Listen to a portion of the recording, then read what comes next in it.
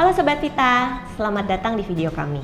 Hari ini kamu akan ditemani oleh saya, Coach Davina dari Vita, yang sudah berkecimpung selama 4 tahun di dunia kebugaran. Dan saat ini juga menjadi salah satu coach di aplikasi Vita. Hari ini saya akan memberikan rekomendasi tentang hal apa saja yang tidak aku sarankan kalian lakukan sebelum, saat, dan setelah berolahraga. Apa aja? Kita mulai bahas satu-satu ya.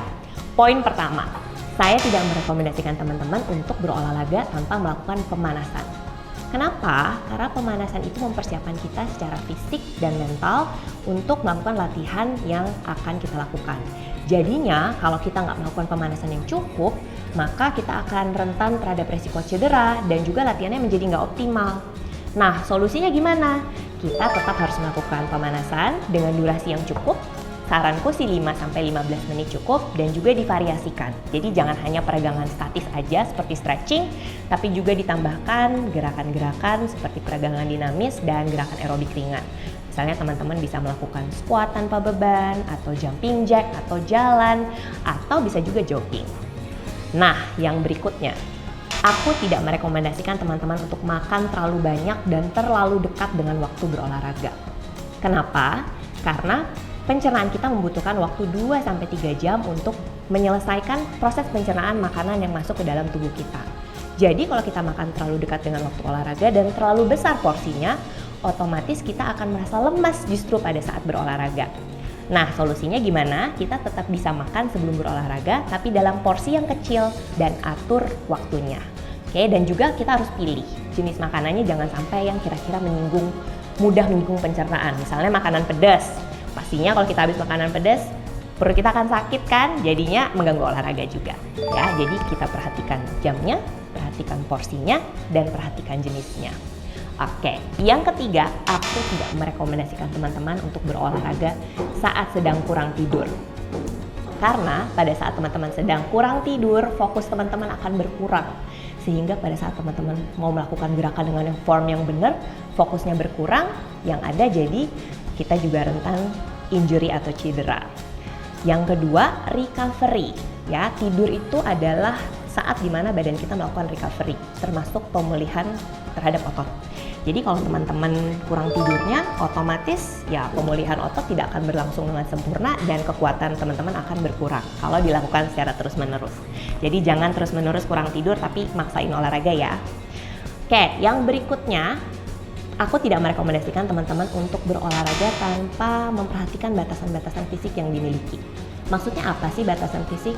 Satu, mungkin teman-teman dulu pernah mengalami cedera atau sedang recovery dari cedera.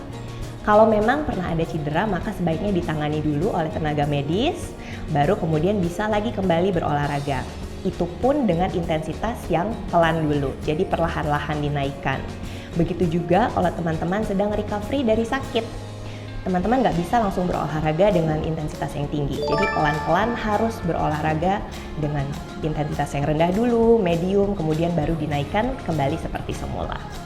Nah, yang terakhir, saya tidak merekomendasikan teman-teman untuk tidak melakukan stretching setelah berolahraga. Nah, ibaratnya gini nih teman-teman, habis kita olahraga, intensitas tinggi, badan kita panas, terus kita langsung berhenti, tekan rem, tarik rem. Nah, badannya pasti kaget kan? Nah, stretching atau cooling down ini membantu teman-teman untuk bisa lebih rileks setelah selesai berolahraga. Jadi secara mental pun sama seperti waktu pemanasan, teman-teman siap untuk kembali berkegiatan seperti biasa. Selain itu, membantu menstabilkan detak jantung, aliran darah, dan juga meredakan ketegangan yang ada di otot pada badan kita. Nah, itu tadi 5 hal-hal yang saya rekomendasikan untuk jangan sampai dilakukan. Nah, sekarang aku punya tips sedikit nih untuk teman-teman supaya lebih memaksimalkan hasil latihan teman-teman.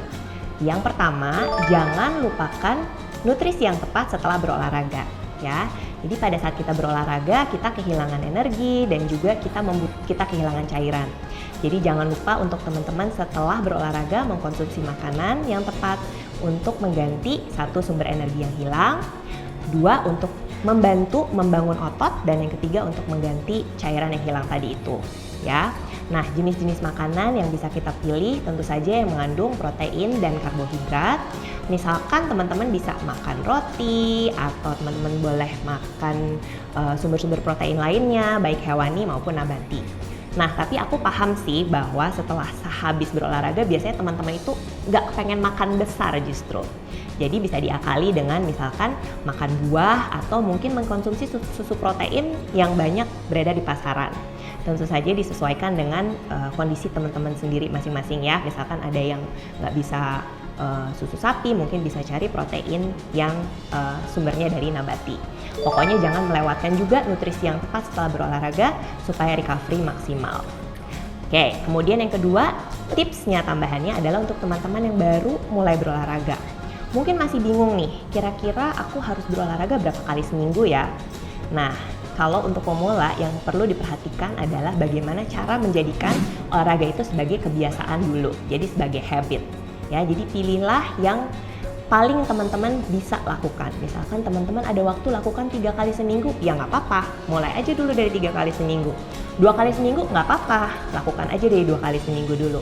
Yang penting jadikan habit dulu, nanti pada saat sudah menjadi kebiasaan, teman-teman bisa perlahan-lahan menaikkan intensitas olahraga tersebut. Nah, gimana teman-teman? Udah cukup jelas belum tips-tips tentang olahraganya? Mudah-mudahan udah ya, kan sudah aku beri penjelasan. Nah, kalau teman-teman suka dengan video ini, teman-teman bisa komen, like, dan share sebanyak-banyaknya supaya teman-temannya juga lihat, dan juga subscribe supaya teman-teman bisa mendapatkan update untuk video-video terbaru dari Vita. Coach Davina pamit, bye!